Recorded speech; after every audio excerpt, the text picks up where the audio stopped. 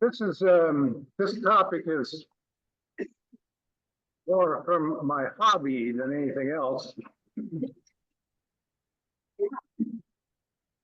But I think you'll find some of these quotes from these guys interesting, and you'll probably be able to relate to them. You have to try to put yourself in their place. Okay, they're facing a hail of bullets, and they could be shot dead or seriously wounded at any point. So the role of faith was quite important in the lives of these guys. The Civil War generation was the product of the Second Great Awakening, which was an evangelical movement that began in the early 19th century. This was a purely Protestant phenomenon. In other words, the Roman Catholic Church was not involved in this. However, it crossed denominational lines.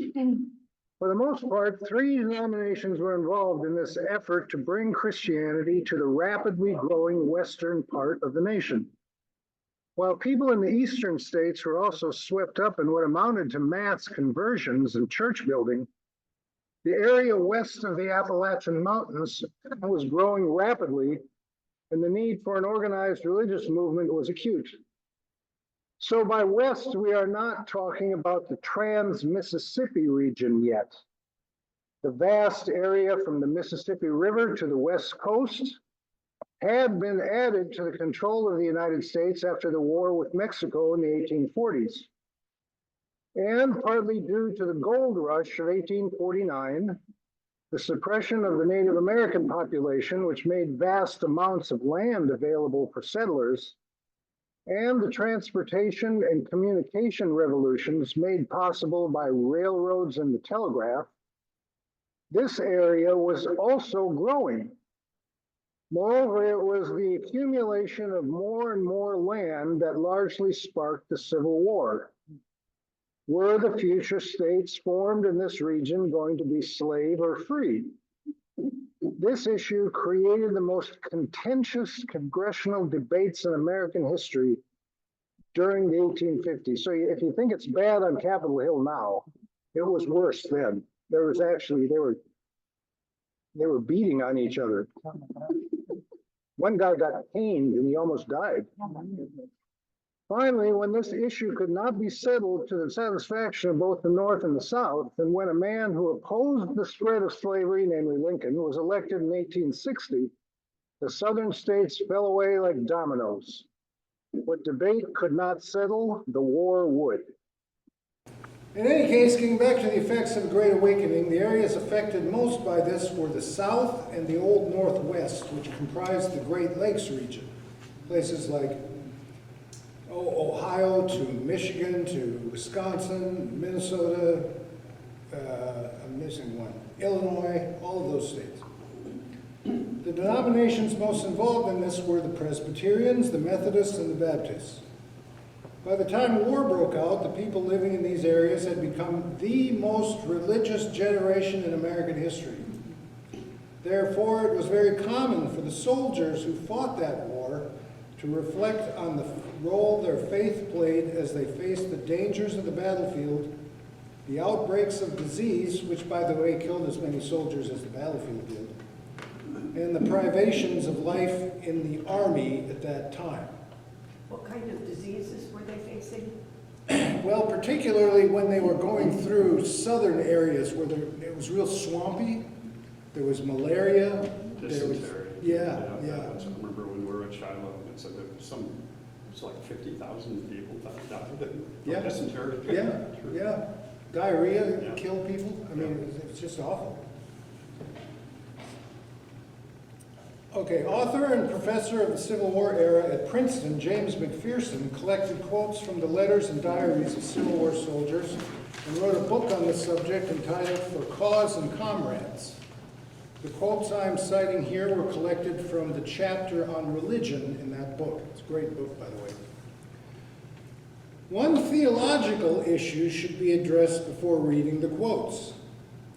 The Presbyterian Church was Calvinist. John Calvin second only to Luther in his influence during the Reformation. Now, anyway, he taught the doctrine of double predestination. According to this doctrine, God has decided in advance the destiny of every person. Each of us has either been predestined for perdition or life in heaven, and nothing we do or don't do can change that. Okay, that's what he taught. On the other hand, the doctrine known as Arminianism had replaced this idea in the teachings of most churches. According to this doctrine, our destiny post-mortem has not been decided by God in advance. Rather, our life beyond this world depends on the choices we make. We have a free will, and therefore we can choose to live by faith in Jesus Christ, or we can pursue other sources of primary meaning in life. Okay, so most of them believe that rather than predestination. While most soldiers accepted the latter doctrine, the fatalism of the Calvinist doctrine shows up in another form, namely in the idea that God has chosen when we will die and nothing can change that. For a person facing a hail of bullets coming his way, this idea granted him a certain amount of courage. And here's my first quote. If God has decided that I'm going to die here and now, well, that's that. There's nothing I can do to change that. If God has not decided I'm going to die on this battlefield, I needn't worry. So you see, it gave him a certain amount of courage, right?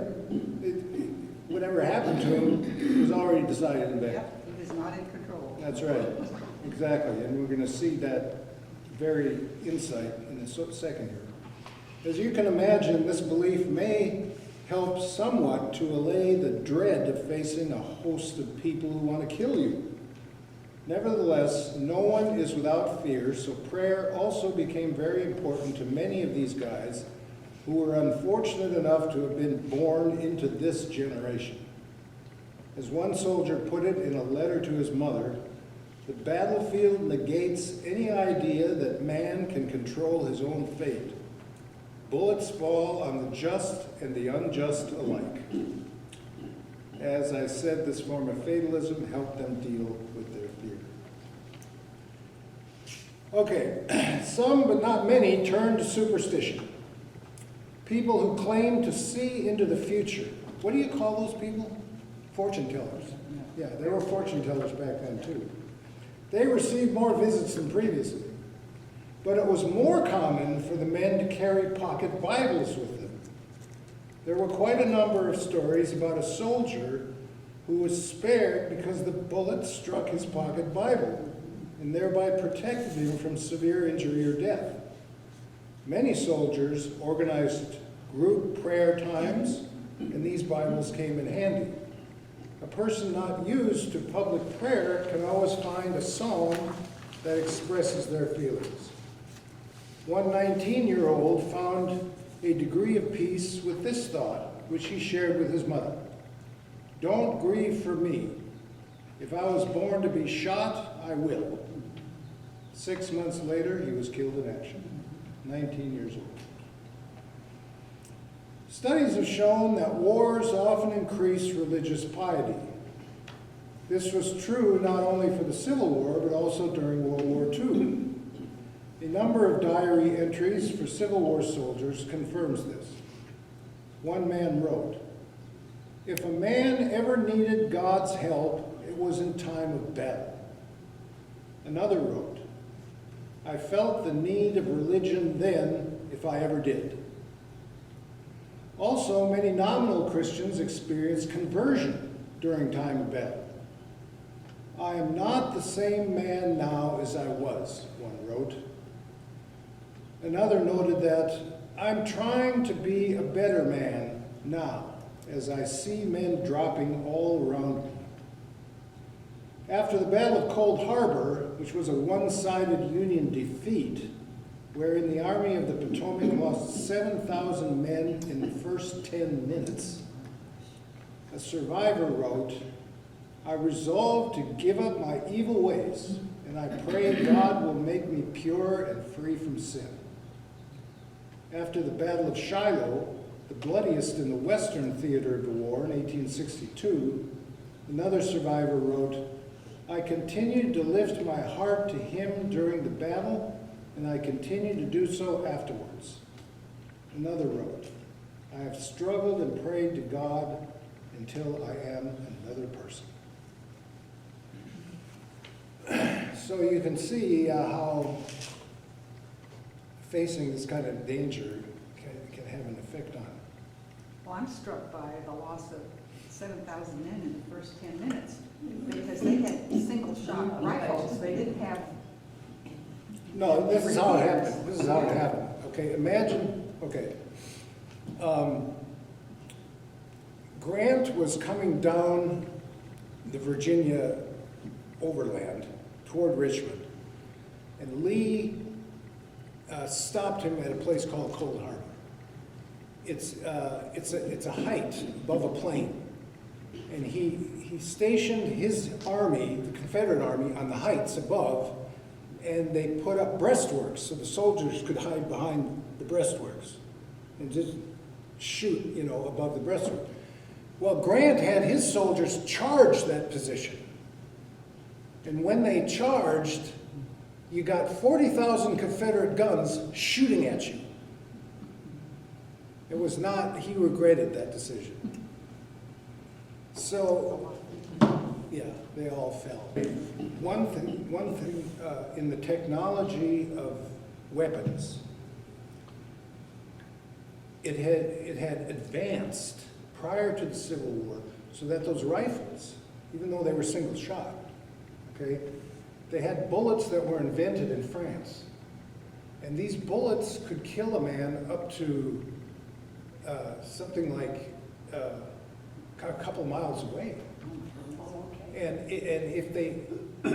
when they hit your flesh, they expanded, which is why their bones, they had to amputate. If your limb got hit, they had to amputate. There was nothing they could do. Yeah. Many soldiers were comforted in times of dread by the conviction that God was watching over them. Another diary entry confirms this. I never knew the comfort there is in religion since the last month. He wrote this after a bloody 2-day battle in the Virginia wilderness. The Union Army only lost 17,000 in that one. Nothing sustains me so much in danger than to know there is one who watches over us.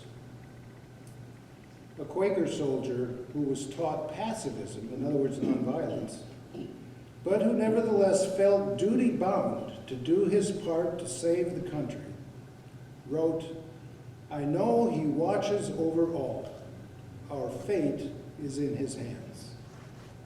Another found comfort in one of the sayings of Jesus concerning the futility of anxiety. I know he watches over all. Not even a sparrow could fall without his knowledge. Do you remember that passage? Yeah. Another, in a letter sent to his mother, wrote, I used to feel a great dread in battle until I realized that the Almighty does what is best for us. You have no idea what a tower of strength this is to me. Another wrote, the God who protects us in everyday life can and will do so while in battle. A Union soldier in a letter to his wife wrote, we were told we had to attack the rebel position, but when I trusted in God, I felt more composed. I thought of death so often in the beginning, noted one soldier, until I realized I am under his protective care here as elsewhere. Okay, as noted above, the fatalism of the doctrine of predestination is clearly present in many of the letters and diaries. However, the idea that God has already set the time a person would die and that nothing could change that seems to have been a source of comfort for some. The path of every ball, meaning bullet, is directed by God, observed another soldier, and no harm can come but by the will of God. Another soldier, in a letter to his family after his brother was killed in action, noted that his time to die was set from on high. If he hadn't been killed on a battlefield, he might have died in the hospital or someplace else. I think our time is all set when we are to die, and it makes no difference where we are. I feel at peace on the battlefield, wrote another. If it is God's will that I die, no living man can help it. Another wrote, all my time is in his hands, and nothing can happen unless God orders it so.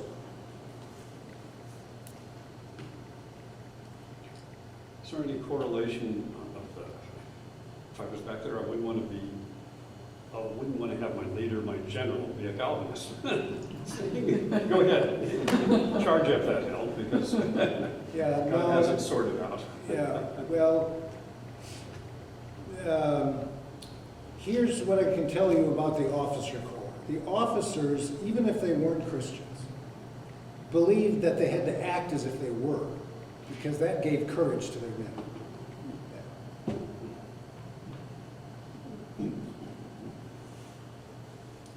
Okay. For many soldiers, prayer became extremely important and a source of great comfort. God rules all things, observed one soldier in a letter to his family. So I will trust all to him, having little to say in the matter. I am in the hands of God, but I do pray for God's protection, and when I do, I feel as calm as ever. I have prayed to God to forgive my sins and protect me, wrote one man, for I believe by prayer you can accomplish many things. Another, in a letter to his wife, affirmed that I should make but a poor soldier if I didn't believe in prayer. I do not think I could endure the battlefield if I was denied the privilege of prayer. Soldiers also asked their families to pray for them. After the Battle of Shiloh, one soldier wrote home, I know your prayer was going up to God, and thus I survived the battle. So he attributed his survival to his family praying for him. On the other hand, prayer meant different things to different people. Some doubted that a person should pray for protection. The purpose of prayer was to cleanse the soul, not for protection. Quote, I do not think I have a right to pray for protection, observed one soldier, but rather to be prepared to die, come what may. One said he prayed not so that he wouldn't fall, but so that he would rise again. Many formed prayer groups during the long times of encampment. That would be during the winter months. This was so that I would be ready, wrote one man. So the prayer groups helped them prepare for what might happen to them. Another great source of comfort to the men on both sides was the Christian belief in ultimate redemption and life in heaven. Christians make the best soldiers, noted one in a letter home, because they believe they would rise again and live forever in heaven. Devout Christians confessed that they were unafraid of death. Occasionally, the wives of the soldiers would show up on the battlefield to support their husbands. On a number of occasions, their husbands were already mortally wounded and dying in the hospital tent. When General Stonewall Jackson lay dying with his wife by his side, he muttered, let us cross over the river to the other side and rest in the cool of the shade. And then he breathed his last breath. A Union soldier who was mortally wounded said to his wife that he saw a great light. His last words were, kiss me, Guta, come close, and kiss me again. Near-death experiences, dreams, and premonitions of impending death were not uncommon. Even Abraham Lincoln shared the story of a recurring dream he had prior to his assassination. I'm in a boat that's traveling at a great speed, he said, toward a distant shore where there's a great light. Skeptics envied their belief. One wrote, I'm afraid of death because I have scant chance of making it to heaven. He was honest. Another was more convinced of the promise of salvation and wrote, I'm willing to fight because our cause is just, but if I don't survive, I'll go home to my Savior, Jesus Christ. Another found comfort in the fact that if I live faithful here on earth, I shall live again in heaven. Another wrote to his wife, I hope I will fall and be wafted up to heaven where we will meet again. Another man wrote to his wife, what is our short life here compared to life in eternity? I will try to meet you in heaven. So his idea of heaven, I guess, was he'd have to search for people once he got there. Okay, so what about ethics? These guys had ethics, right? They knew the Bible, they knew what Jesus taught. The commandment, thou shalt not kill, bothered many Civil War soldiers. What about Jesus' ethic of peace, wrote one. How can a soldier be a Christian by killing others made in the image of God? The ancient concept of a just war helped some people reconcile their faith with participating in war. But others could not reconcile killing another person just like him with his Christian faith. Others made a distinction between combat and murder. And yet others rationalized killing with the belief that God was on their side, killing the godless enemy. One Union soldier wrote, in the midst of battle, it was kill or be killed. For every Confederate we kill, there will be one less to kill us. By the fall of 1863, after Grant had liberated Vicksburg, which is, so Vicksburg was a city on the Mississippi River. Because Vicksburg was well armed with cannons and everything, Midwestern farmers could not take their grain to market down the Mississippi to New Orleans to go off overseas. So the Union Army wanted to liberate the Mississippi River. Grant had to take Vicksburg in order to do that. Eventually, he used both the Navy and his Army. Okay, so the Navy, he couldn't cross over to the side of the river where Vicksburg was because of all the swamps around there. So he had to have Navy ships go down south of Vicksburg where he could load his men on the ships, they could cross the river, and then he could attack Vicksburg from the south. So a naval hero took a large crew of Ironside ships. You know what Ironside means? Balls would hit and bounce right off of them because they had thick iron. But the engines were still vulnerable if a ball went over the top of the ship and landed on top of the, where the engine was. Well, anyway, he got by the Vicksburg garrison because the Vicksburg cannons were pointed such that all the balls went over the river. They didn't hit the boats. So they got down there, Grant loaded his army on, got into Mississippi, and then he didn't turn to Vicksburg, he turned in the opposite direction. Why? Because he wanted to eliminate any threat to his army from behind. So he went to Jackson, Mississippi first, defeated the Confederate army there, then he turned around and went to Vicksburg, laid siege, and on July 4th, 1862, they surrendered. And on this July 4th, 1863. I'm sorry, 1863. Okay.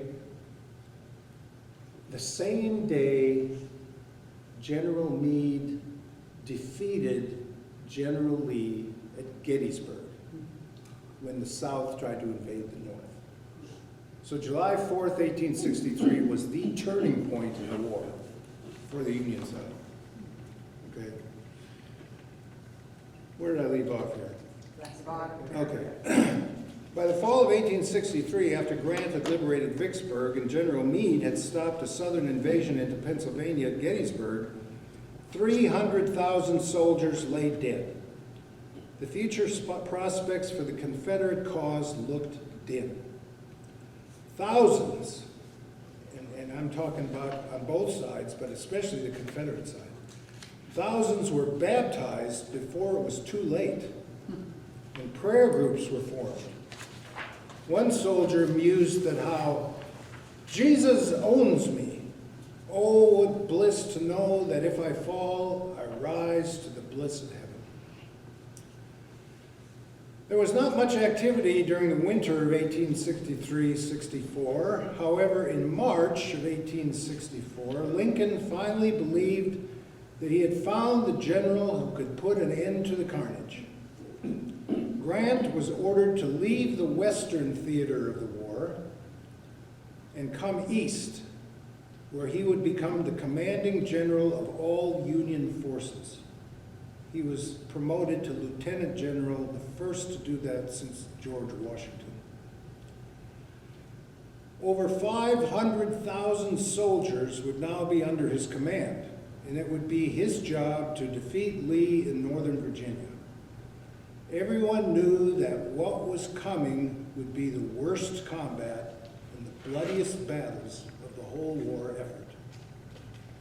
Sometime poet and volunteer nurse for the Union Army, Walt Whitman, said, and I paraphrase here, "Oh, I see what's coming, all the signs of it. Thousands of bloody and wounded soldiers being transported to the hospitals in Washington, D.C." He continued to volunteer until he was emotionally overcome by all the suffering he was exposed to. On the other hand, the soldiers of the Union Army were in high spirits because they believed the end of the war was in sight. They put a lot of stock in General Grant. On the Confederate side, this period marked the height of religiosity among the soldiers. In both armies, prayer groups were formed, and the men prayed for forgiveness and the success of their arms. As I already noted, many baptisms were performed, and there were more conversions. One person observed that religion was the only thing that kept them going, along with the conviction that their cause was just.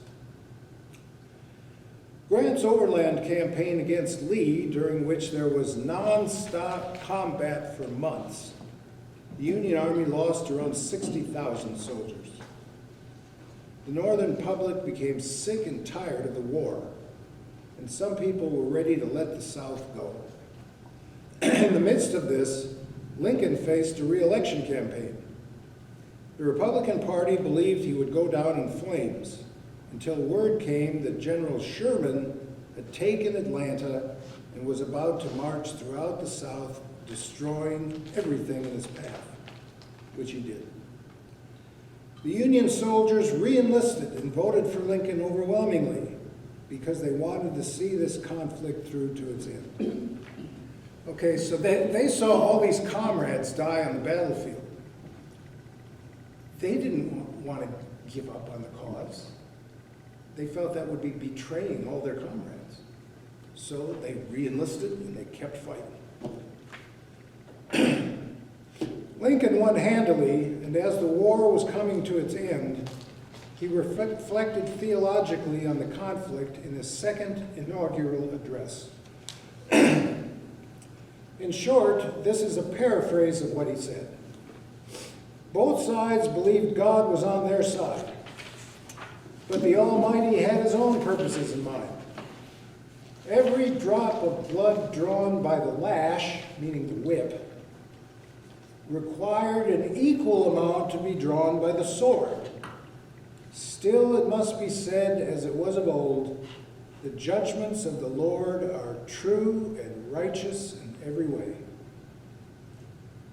What Lincoln expressed here is something we read in the Hebrew prophets again and again, namely, that the judgments of God serve the cause of justice. But then he went on to express the ultimate mercy of God. With malice toward none and charity for all, let us work together to bind up the nation's wounds and care for the widow and the orphans.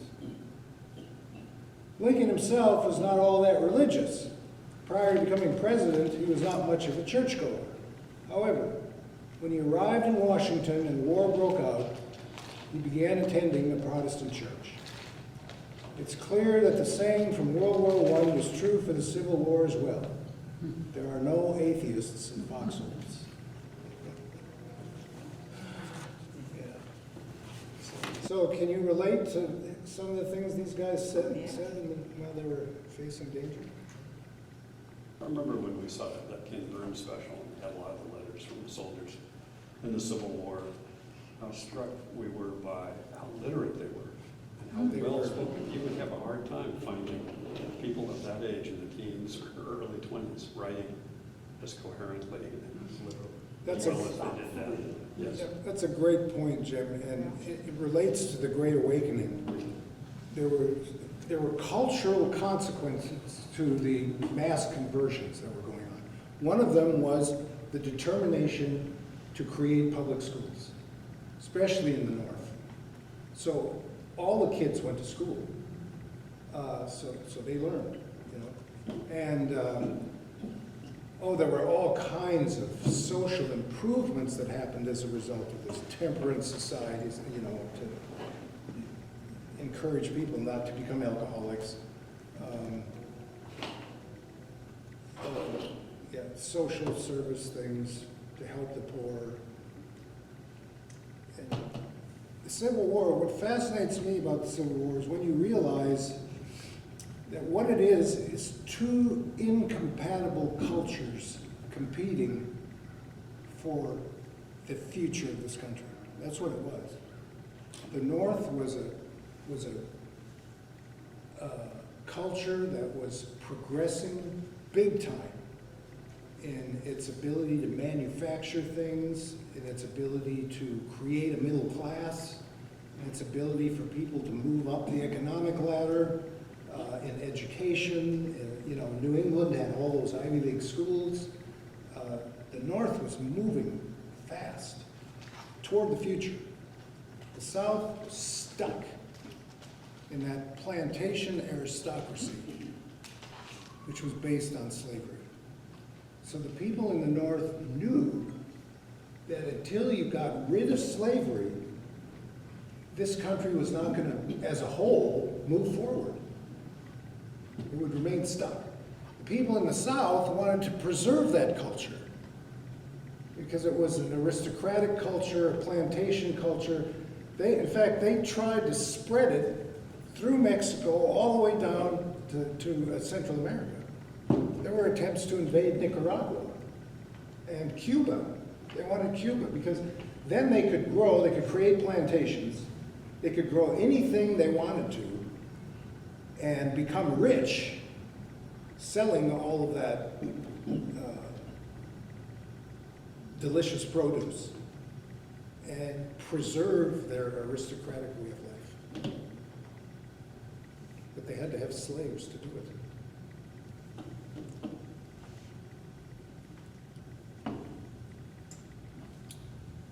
So Lincoln's idea was that, you know, as long as there was slavery, the freedom of everybody was in danger. As long as there were people who thought slavery was okay,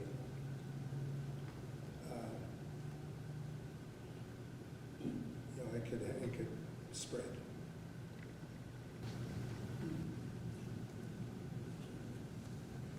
You all heard of John Brown? The soldiers used to sing, John Brown's body lies moldering in the grave. Right. But his spirit's marching, right? Okay, so John Brown was from New England. And he thought he had a call from God to fight against slavery.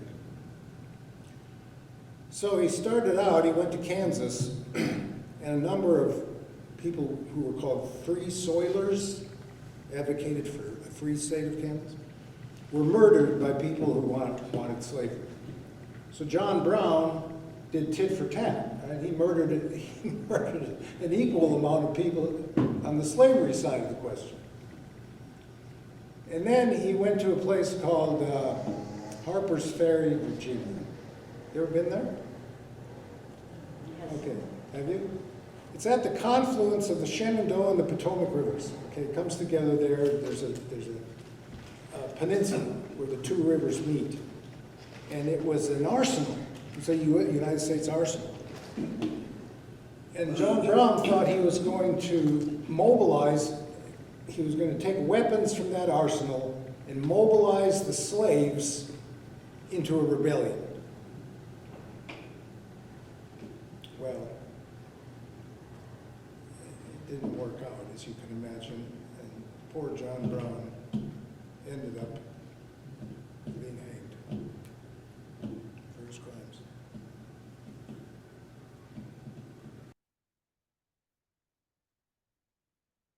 I'm always amazed at the number, when you talk about the number of soldiers that were killed, as you know, how large a population there was even at that time.